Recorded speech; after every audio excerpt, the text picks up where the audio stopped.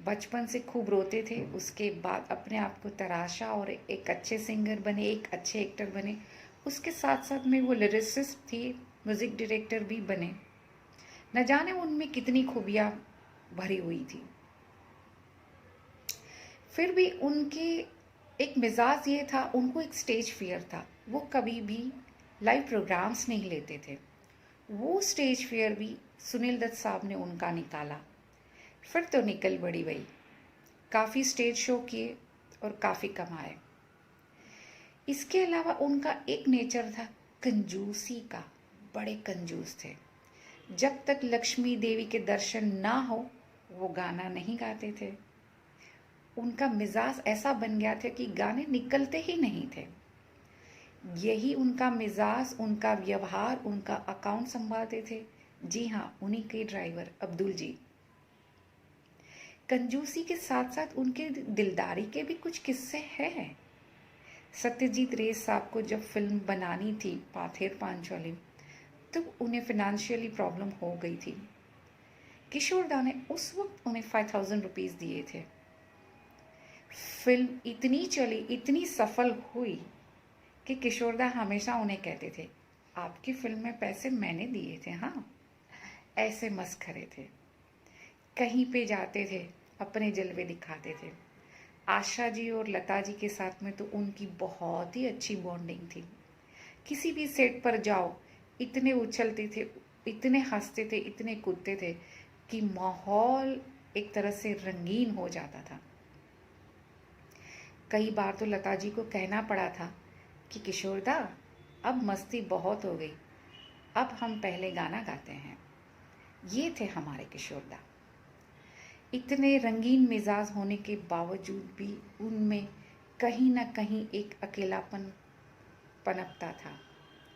4 शादियों के बाद में भी वो अपने आप को अकेला महसूस करते थे।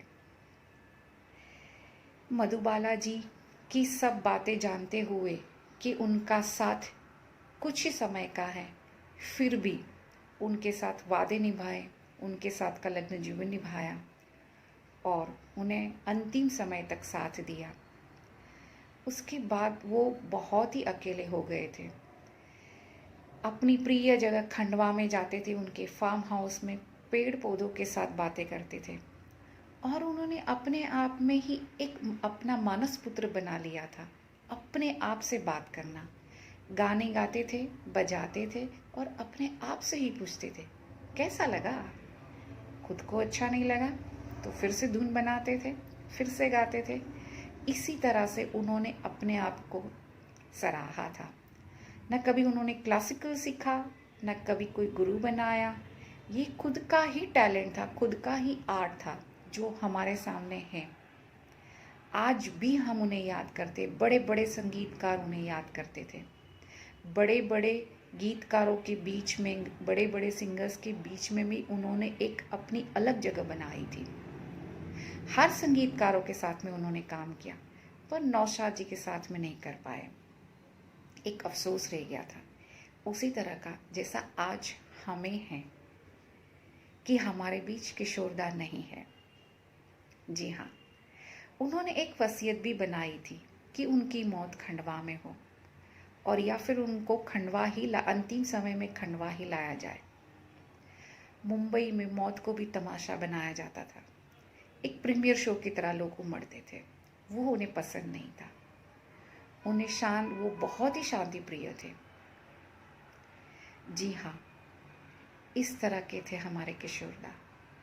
उन्होंने बड़ी बखूबी अपना जीवन निभाया, इसीलिए तो हम आज भी उन्हें याद करते हैं। और हमारे हरीश भाई अभी भी उन्हें अलग अलग तरीके से उनकी आवाज़ में गाए हुए गानों को याद करके उन्हें श्रद्धांजलि पेश करना चाहते हैं। आइए सुनते हैं हरीश भाई के मुख से किशोरदा के गाने। Thank you.